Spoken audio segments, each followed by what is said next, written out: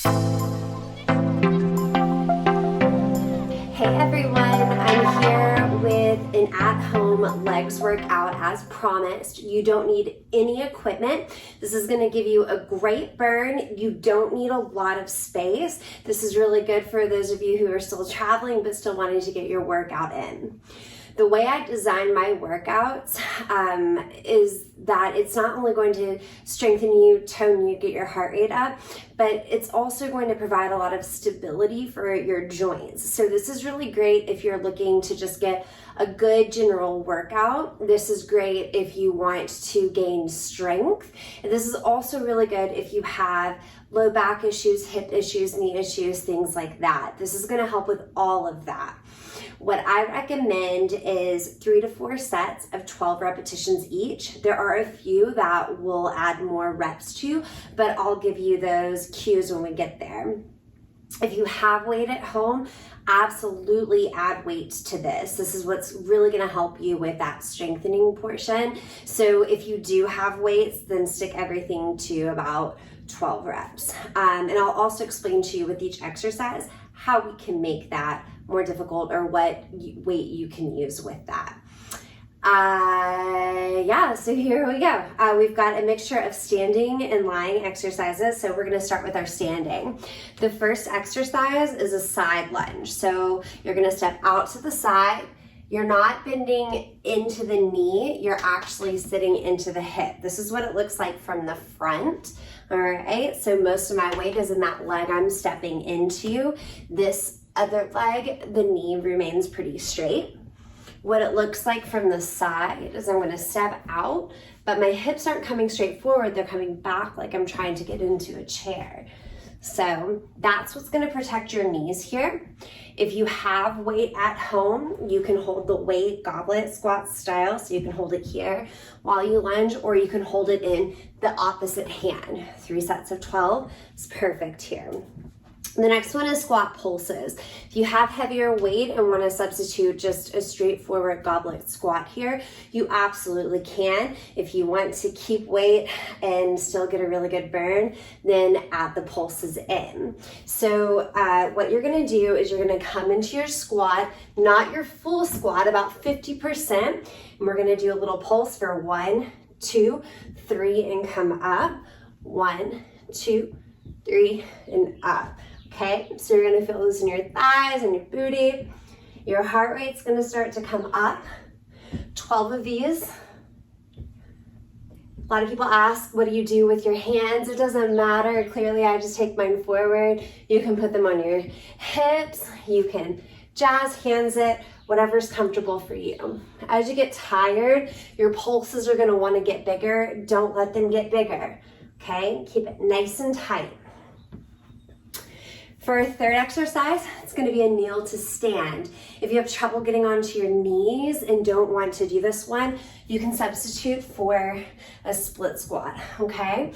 That's going to help strengthen your knees and get to where you can be comfortable doing a kneel to stand. For the rest of us, we're going to come down. You can use weight here. If you do, I recommend either, again, a goblet squat style hold or a couple of dumbbells at your side. I would do a light to moderate weight here. We're going to stick with 1 foot as our lead for a set of 12, and then we'll switch to the other foot as lead for a set of 12. It's going to look like this: right, left, right, left, right, left, right, left. This is one you have to be a little bit conscious with, because if not, you may wind up switching leads, which isn't necessarily bad, but if you start, some people will start right, left, and then they'll randomly go right, left, right, and it gets confusing here. And then once you hit your 12, you switch sides, okay? So then you go left, right. I'm not counting, I don't know if that was 12. All right, that's gonna take us onto the ground. So grab a mat. If you want a mat here, I'm just gonna go straight onto my floor, and we're gonna start on your back. So our first exercise is going to be a glute bridge. We're actually gonna focus on our hamstrings here. So like I said, we're gonna start on our back.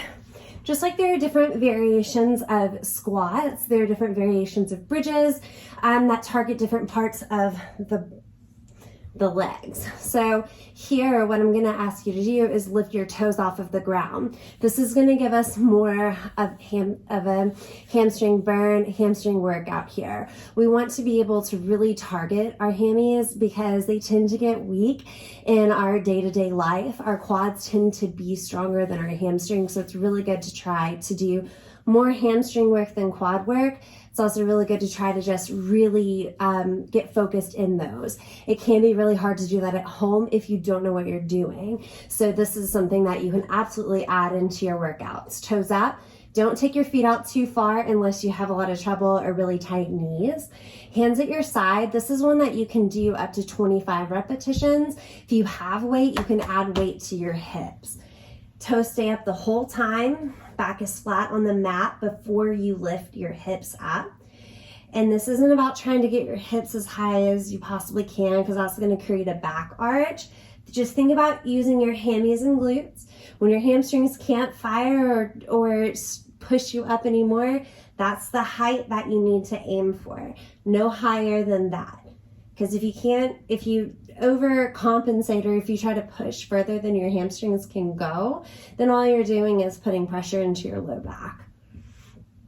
The not good kind of pressure. So again, you can do anywhere from 15 to 25 here, and that will work for you.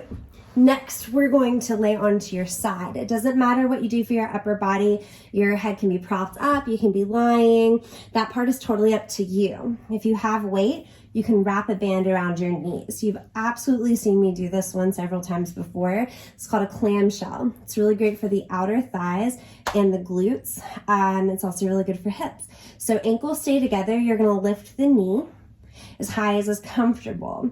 Again, try to keep the hips steady because you can think that you're opening more, but you're really just opening your hips themselves. So keep the hips where they are, knee comes up and down. This is another one that you can do for 15 to 25 reps. It's not going to feel the same on each side. One side's going to be able to go higher than the other.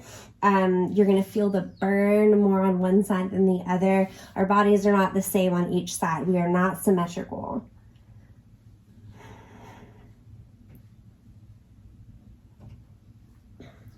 So to target our quads and our hip flexors, we're going to come to a seated position. If you're pretty flexible, you don't really need anything to lean on. However, if you have really tight hips or really weak knees, it'll be really nice to have something to lean against, whether it's your couch, whether it's a wall, anything like that. You're gonna bend one knee and pull it close. For your straight leg, you're gonna pull your toes towards you. You're gonna lift it up off the ground. The big thing to remember here is not to let your foot fall down to the floor. So try to keep it working all the way up and taking it down to the ground without letting it fall. Here, shoot for 12 to 15. That can be more than enough for you. Some people may only get from 8 to 10. This is much more difficult than you'd think. You're not coming that high up off of the ground. It takes time to get there. And you are limited by the flexibility and the strength of your hip flexors. The last exercise that I chose for this workout to just round it all out so that way we're not leaving any muscle group out is a donkey kick to a fire hydrant. That's what I call them. You're gonna have different names for every single exercise depending on the trainer, depending on who you watch, who you follow. So hands and knees. You're gonna keep your knee bent at all times. If you do wanna use weight here, you can use an ankle weight or you can take a little dumbbell behind your knee and just hold it there, okay?